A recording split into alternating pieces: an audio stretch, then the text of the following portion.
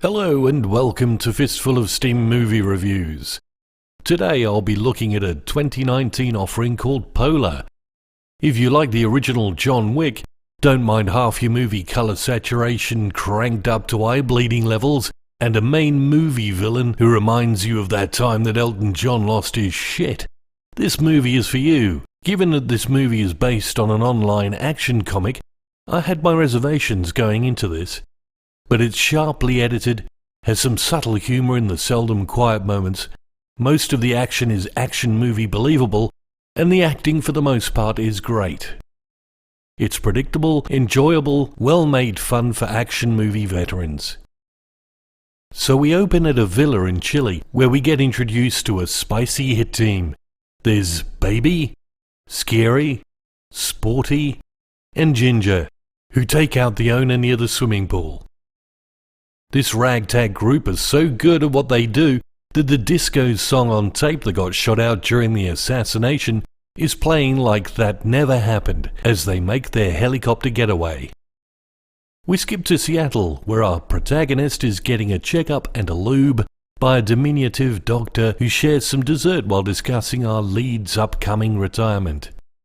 We learn he's Duncan, otherwise known in hitman terms as the Black Kaiser.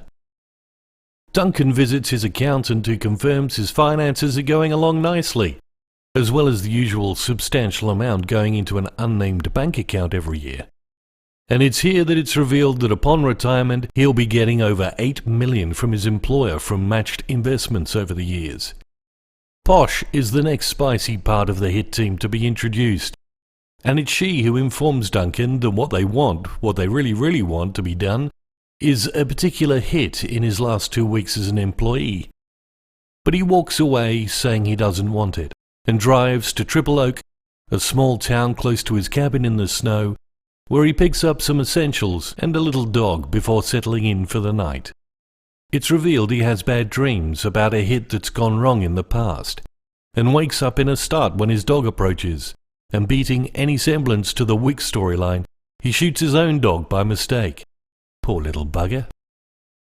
So Posh is still calling to get him to say he'll be there for the hit for a cool $2 million, one up front. Here we are introduced to Elton, who is hatching a plan to have Duncan killed during the job, whereby the company that makes all the hits will get to keep all the royalties should he pass away before retiring. And there, dear listeners, endeth the mostly spoiler-free review of this movie. Watch it now if it's in your wheelhouse, or hold on tight for the spoiler section coming up now. So Duncan eventually accepts the hit and learns all he can from the files sent to him before getting on a flight to his mark and having a nightmare about the hit that went wrong while he sleeps on the plane.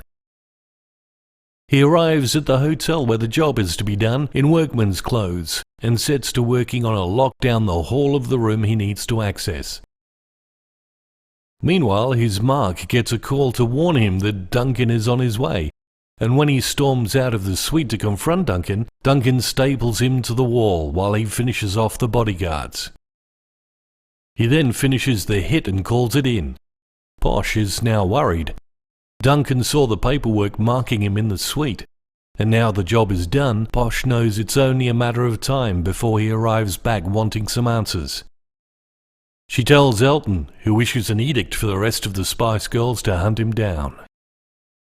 As the Spiceys track down and kill everyone in stylish ways who rents from or has worked for Duncan in the past, Duncan meets his neighbour from across the lake at Triple Oak.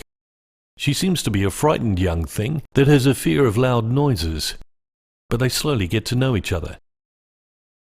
Eventually the group find Duncan, and a classic pick 'em off one by one ensues. But one of them is missing from the corpse list, and so is his neighbour. And so it's off to Detroit, where Duncan meets with an old friend to catch up on the exposition, and the next thing he knows his pal has drugged him, and he passes out. He wakes up in Elton's torture room, and what follows is pretty gruesome until Duncan manages to get free and kill his way out.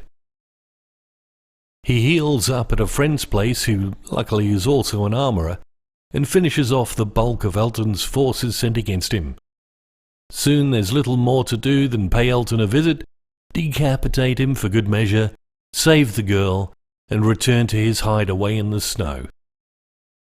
The 10% extra at the end is being told that his neighbour was the one survivor of the hit that went wrong, the girl he has been leaving money for, and her wish is to find out who ordered the original hit on her family, leading to a possible sequel.